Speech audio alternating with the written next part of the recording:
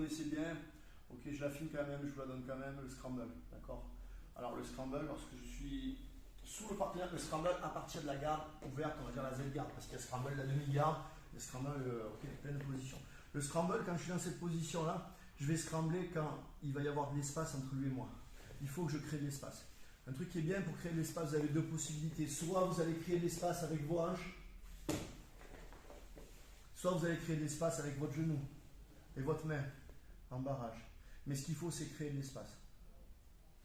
Moi, ce que j'aime bien, c'est une fois que j'ai créé de l'espace, 1, 2, langouste, je mets sur le côté tout le temps. Le scramble, il faut tout le temps être sur le côté. De toute façon, quand vous êtes dessous au combat au sol, peu importe ce que vous fassiez, il faut tout le temps être sur le côté. Si vous avez les deux épaules par terre, c'est que vous n'êtes pas bon. Mettez ça dans votre tête. Les deux épaules par terre, je ne suis pas bon. Tout le temps, n'importe quelle position, tout le temps. Peu importe que je sois dans la garde, dans la demi-garde, peu importe. Les deux épaules par terre, c'est pas bon. C'est comme au cage clinch, j'ai les deux épaules contre la grille, c'est pas bon. C'est le même principe. Une fois que je suis là, ce que je vais faire, il faut que je fasse un barrage.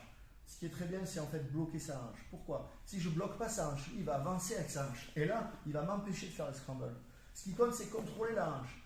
On s'en fout comment vous allez contrôler la hanche. Ce qu'il faut, c'est contrôler la hanche. Moi, j'aime bien contrôler la hanche avec ce pied-là. Ok, toujours là, hop, je mets mon pied là. Et l'autre côté, je viens le contrôler avec ça, l'intérieur du pied.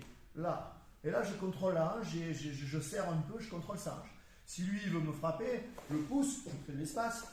Si lui, il veut venir vers moi, hop, je crée de l'espace, je pousse, je le retiens. Ça, c'est le premier truc.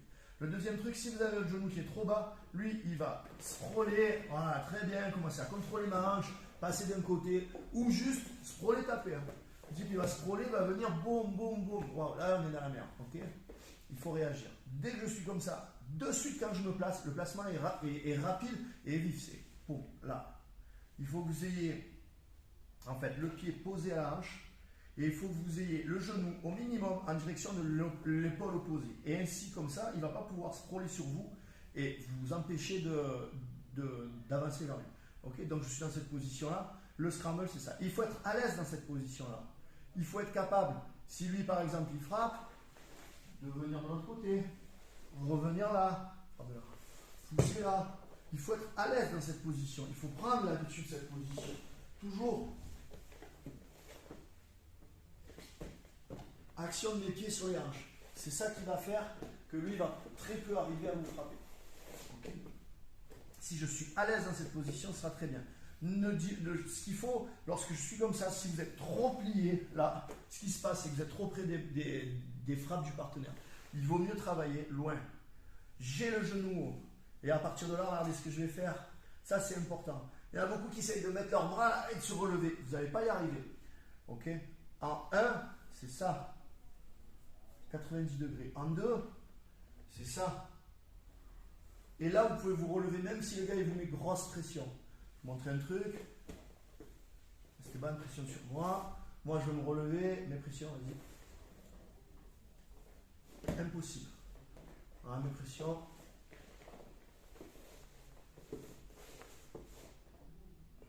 C'est mécanique. En fait, quand je suis dans cette position-là et que je veux passer de là à là, il faut que je fasse 1, tout mon poids de corps là-bas. 2, 3. Et là, je peux opérer un bon scramble. Moi, je vous conseille, une fois que je suis là, de ne pas poser le pied par terre. Parce que si je pose le pied par terre, la défense elle est trop facile. Lui, il va venir ramasser celui-là ou l'autre. Ah, et je vais me retrouver là. Donc, pour l'emmerder un petit peu plus, vous allez vous servir de l'appui de votre pied au niveau de la hanche. Je reste appuyé au niveau de la hanche. J'appuie avec mes deux jambes sur lui. Et là, je viens me barrer. Okay. Lorsque je sors, vous le savez, ça pousse vers l'extérieur. Si j'ai la main là, lui, ce qu'il va faire, il va pousser mon coude. Si j'ai la main là, je fais mon scramble, il pousse le coude, boum, et il va ramasser. Ok. Je suis là en position, papa, je viens là. Là, le coude, il est toujours un petit peu haut. Pourquoi? Parce que s'il vient me frapper là, je ne le prends pas dans la tête. Là, je lève. Ok. Je suis là en position, je viens donc me mettre sur ma main. Pression, boum, j'enlève, je sors, pousse vers le bas et je ressors. Dernier truc qui est très intéressant, combiner tout le temps le scramble avec la guillotine.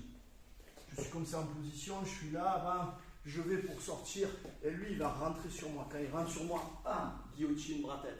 Et là la guillotine elle est effective. Quand le type il sort du scramble, il vous voit sortir du scramble, il essaie de rentrer vers vous, la guillotine elle passe vraiment bien. On le verra dans une autre vidéo en plus en détail comment bien guillotiner sur une sortie de scramble.